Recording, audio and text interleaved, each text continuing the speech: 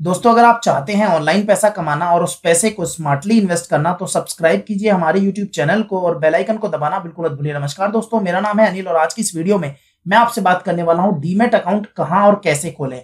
तो यहां पर आज की इस वीडियो में मैं आपको बताऊंगा कि आपको स्टॉक मार्केट में ट्रेड या इन्वेस्ट करने के लिए कितने अकाउंट्स ओपन करने पड़ते हैं और जब भी कोई हम स्टॉक ब्रोकर चूज करते हैं तो कौन से ऐसे 4 इंपॉर्टेंट चीजें हैं जो आपको उस स्टॉक ब्रोकर में देखनी चाहिए, क्योंकि अगर कोई स्टॉक ब्रोकर फ्रॉड कर देता है आपके साथ तो आपका पैसा डूब जाता है। तो आपको ये सारी चीजें आज की इस वीडियो में मिलने वाली हैं और इसके साथ साथ मैं आपको बताऊंगा टॉप 5 स्टॉक ब्रोकर्स का कंपैरिजन कि उनके क्या अकाउंट ओपनिंग चार्जेस हैं, क्या ट्रेडिंग चार्जेस हैं, जिससे आप एक अच्छे स्टॉक ब्रोकर का चुनाव कर सकें और शेयर मार्केट में ट्रेडिंग और इन्वेस्टमेंट करके अच्छा पैसा कमा सकें। इस वीडियो को आप पूरा देखिएगा, बिल्कुल भी स्किप मत कीजिएगा, क्योंकि यहां पर मैं कुछ ऐसी चीजें बताने वाला हूं जो शायद ही आपको किसी ने बताई हो और इसको देखने के बाद आप बिना किसी से पूछे आप खुद एक अच्छे स्टॉक ब्रोकर का चुनाव कर पाएंगे और फ्यूचर में अगर कोई फ्रॉड होने वाला हो तो उससे भी आप अपने आप को बचा पाएंगे। तो चलिए शुरू करते हैं आज का वीडियो और सबसे पहले ये समझते हैं कि आपको स्टॉक मार्केट में इन्वेस्टमेंट करने के लिए या फिर ट्रेडिंग करने के लिए कितने टाइप के अकाउंट्स ओपन करने पड़ते हैं। यहां पर आपको 3 अकाउंट्स ओपन करने पड़ते हैं शेयर मार्केट में ट्रेडिंग और इन्वेस्टिंग के लिए, और ज्यादातर स्टॉक ब्रोकर्स जो हैं वो आजकल 3-in-1 अकाउंट्स ऑफर करने लग गए हैं, जहां पर आप तीनों अकाउंट उन्हीं के पास ओपन करा सकते हैं। तो ये कौन कौन से 3 अकाउंट हैं और आपको कौन सा अकाउंट उनके पास ओपन कराना चाहिए और कौन सा नहीं, ये भी मैं आपको बताऊंगा। तो जो पहला अकाउंट होता है वो होता है बैंक अकाउंट, जिसके अंदर आप अपना पैसा रखते हैं। दूसरा अकाउंट होता है ट्रेडिंग अकाउंट, जहां पर आप लॉग इन करके शेयर को बाय और सेल करते हैं, तो ये होता है दूसरा अकाउंट। तीसरा अकाउंट होता है डीमैट अकाउंट, जहां पर आप अपने शेयर्स को रखते हैं। तो ये 3 तरह के अकाउंट हैं जो शेयर मार्केट में ट्रेडिंग या इन्वेस्टिंग करने के लिए बहुत जरूरी होते हैं।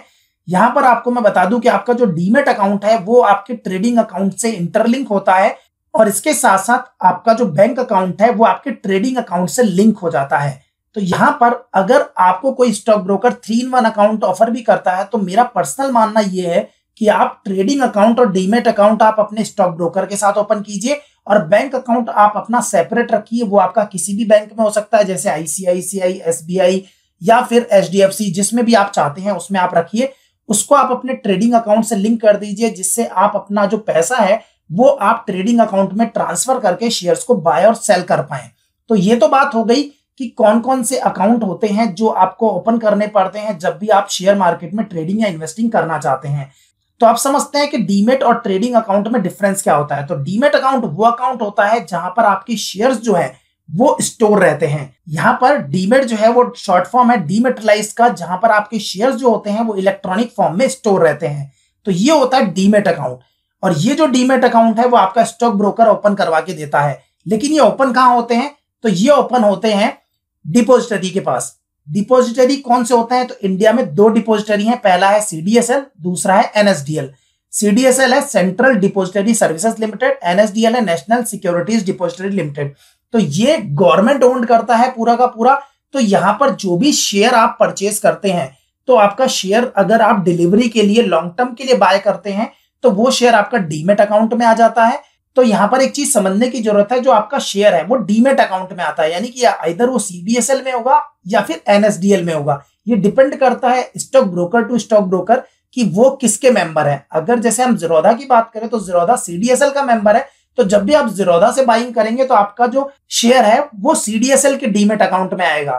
तो ये तो बात हो गई डीमैट अकाउंट की। अब समझते हैं ट्रेडिंग अकाउंट। तो ट्रेडिंग अकाउंट वो अकाउंट होता है जहां पर आप शेयर्स को बाय और सेल करते हैं, यानी कि आप जो भी ट्रांजैक्शन बाइंग और सेलिंग की करते हैं इक्विटी शेयर्स में, तो वो होती है ट्रेडिंग अकाउंट के थ्रू।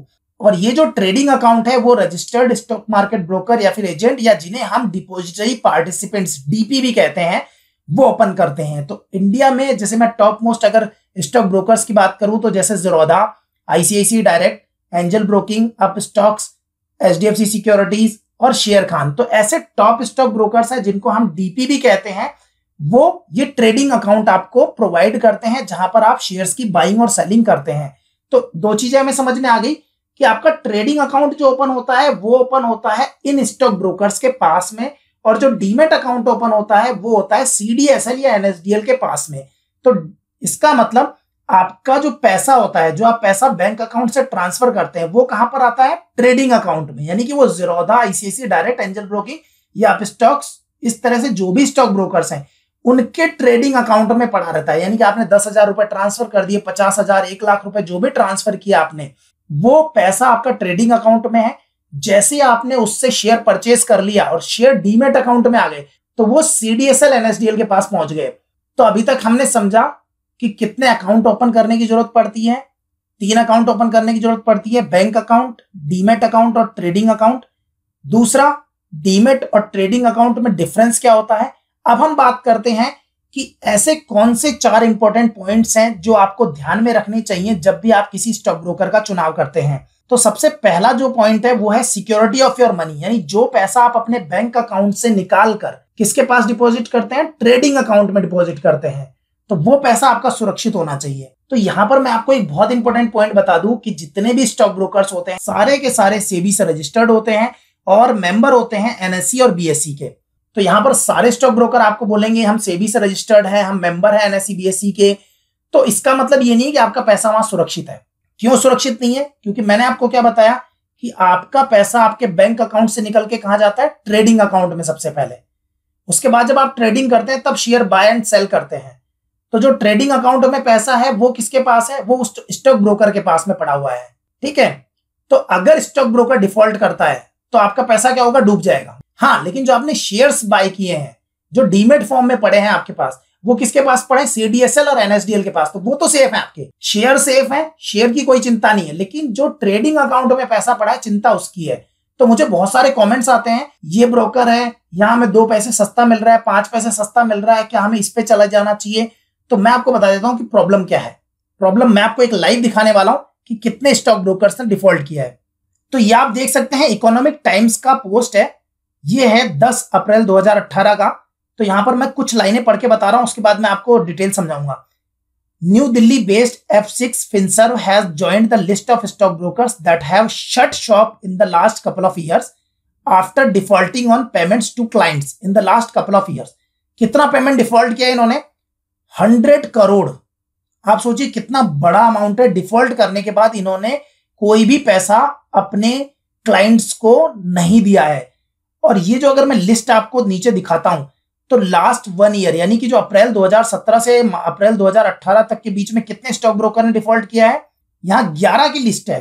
तो इस तरह से आप देख सकते हैं कि ये सब रजिस्टर्ड स्टॉक ब्रोकर थे। तो यहां पर डिफॉल्ट करने का रीजन क्या हो सकता है? किसी भी स्टॉक ब्रोकर के लिए लो मार्जिन में काम करना बहुत मुश्किल होता है। अगर मैं बात करूं टॉप स्टॉक ब्रोकर्स की, like Zerodha, Upstox, angel broking, ICICI direct, ये इतने बड़े स्टॉक ब्रोकर्स हैं कि ये कम मार्जिन में ज्यादा ट्रांजैक्शन, ज्यादा वॉल्यूम पे खेलते हैं, तो इनको प्रॉफिट मिलता है। लेकिन अगर आप एक स्मॉल ब्रोकर्स की बात करें, अगर वो इनसे भी कम प्राइस में दे रहे हैं और उनके पास वॉल्यूम भी कम है, तो क्या वो सरवाइव कर पाएंगे? ये एक बहुत बड़ा सवाल है जो आपको खुद को सोचना चाहिए, खुद को एनालिसिस करना चाहिए कि आपका पैसा ट्रेडिंग अकाउंट में है, उसको सेफ गार्ड करने के लिए अगर आपको 10 रुपए ज्यादा भी देने पड़ते हैं दिन के, तो क्या आपको देने चाहिए या नहीं देने चाहिए? क्योंकि आप अल्टीमेटली आपके पूरे कैपिटल का सवाल है।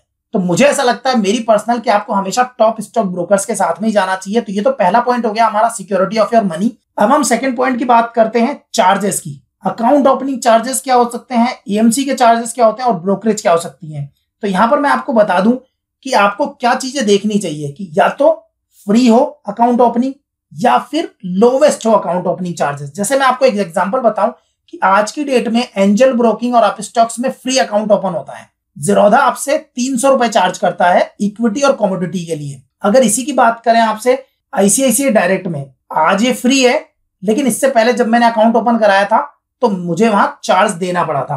अब बात करते हैं लोवेस्ट एएमसी चार्जेस। तो आप कोशिश कीजिए कि उस स्टॉक ब्रोकर्स के साथ जाइए जिसके एएमसी चार्जेस कम हो। इसी के साथ आपको देखना चाहिए कि डिलीवरी बेस्ड ट्रेड करते हैं तो ज्यादातर स्टॉक ब्रोकर के चार्जेस आजकल 0 हो गए हैं और इंट्राडे में मैक्सिमम आपके 20 रुपीज पर ट्रेड आपको देना पड़ता है। तो ये तो बात हो गई चार्जेस की। अब तीसरे पॉइंट की बात करते हैं, ट्रेडिंग प्लेटफॉर्म किसका अच्छा है। तो यहां पर आते हैं discount brokers, full service broker और बैंक ब्रोकर्स। तो यहां पर प्रॉब्लम क्या है बैंक ब्रोकर के साथ में, क्योंकि ये इनका पूरा सिस्टम बैंकिंग के हिसाब से चलता है, तो ये इतने ज्यादा अपडेशन नहीं दे पाते हैं अपनी ट्रेडिंग प्लेटफॉर्म में। इनके वही ट्रेडिशनल पुराने ट्रेडिंग प्लेटफॉर्म है जहां पर आपको बहुत सारी चीजें नहीं मिलती है। तो अब बात करते हैं 2 मेन स्टॉक ब्रोकर्स की जो आते हैं डिस्काउंट ब्रोकर और फुल सर्विस ब्रोकर में। और अगर बात करते हैं अपन डिस्काउंट ब्रोकर की, तो कुछ सालों में डिस्काउंट ब्रोकर इतनी तेजी से ग्रो हुए हैं कि वहां पर उन्होंने अपनी एप्लीकेशन को इतना शानदार बनाया है, उसमें इतने सारे फीचर्स दे दिए हैं, लेकिन कॉस्ट भी देखनी होती है। तो फुल सर्विस ब्रोकर भी और डिस्काउंट ब्रोकर, तो जिसका आपको ट्रेडिंग प्लेटफॉर्म बहुत अच्छा लगता है, जो इजी टू यूज है, उस प्लेटफॉर्म को आपको चूज करना चाहिए। और चौथी जो चीज देखनी चाहिए आपको, वो है कस्टमर सपोर्ट। अब कस्टमर सपोर्ट को लेके बहुत सारे इश्यूज आते हैं, बहुत सारे कमेंट्स भी आते हैं मुझे। तो यहाँ जो सपोर्ट आपको मिलता है वो मिलता है फोन का सपोर्ट, टिकट ट्रेस करने का सपोर्ट, तीसरा है सपोर्ट पोर्टल। तो ये 3 तरह के सपोर्ट आपको वहां मिल जाते हैं। तो कुछ लोग तो नॉलेज बेस से चेक करके और अपना काम कर लेते हैं, कुछ लोग फोन करते रहते हैं, फोन नहीं उठाया जाता तो फ्रस्ट्रेट हो जाते हैं। तो मेरा मानिए कि आप हमेशा एक टिकट रेस किया कीजिए जब भी आपको कोई इशू आता है। टिकट क्योंकि रिटर्न कम्युनिकेशन है, तो आपको रेस्पॉन्स भी जल्दी मिलता है और वो एक कोड रहता है आपके पास कि आपने टिकट रेस किया था। तो जितने भी ये सपोर्ट के मीडियम है, इसमें जो भी आपको बेस्ट सूटेबल मीडियम लगता है आप उस पर जाइए और कस्टमर सपोर्ट लीजिए। तो अब बात कर लेते हैं टॉप 5 स्टॉक ब्रोकर्स के कंपैरिजन की। तो ये जो डेटा है वो अगस्त का लिया है, और अगस्त का जो डेटा लिया है मैंने वो लिया है एनएससी की वेबसाइट से, जहां पर एक्टिव क्लाइंट्स स्टॉक ब्रोकर्स के कितने हैं। तो टॉप 5 मैंने डिसेंडिंग ऑर्डर में ले लिए हैं कि सबसे ज्यादा किसका है, उसके बाद किसका है। तो ये मेरे पास एक लिस्ट है। तो सबसे पहला जो ब्रोकर है वो है ज़ीरोधा, जो कि एक डिस्काउंट ब्रोकर है और लगभग ये more than 21 lakh active clients अभी तक इसके हो चुके हैं। उसके बाद आता है आईसीआईसीआई सिक्योरिटीज, जो कि एक फुल सर्विस ब्रोकर है। उसके बाद आता है आरकेएसवी यानी कि अपस्टॉक्स, जो कि एक डिस्काउंट ब्रोकर है। फिर उसके बाद आता है एंजल ब्रोकिंग, जो कि एक फुल सर्विस ब्रोकर है, और HDFC securities full service broker है। तो ये टॉप 5 स्टॉक ब्रोकर्स हैं जो अभी एनएससी की वेबसाइट पे आप जाके चेक कर सकते हैं।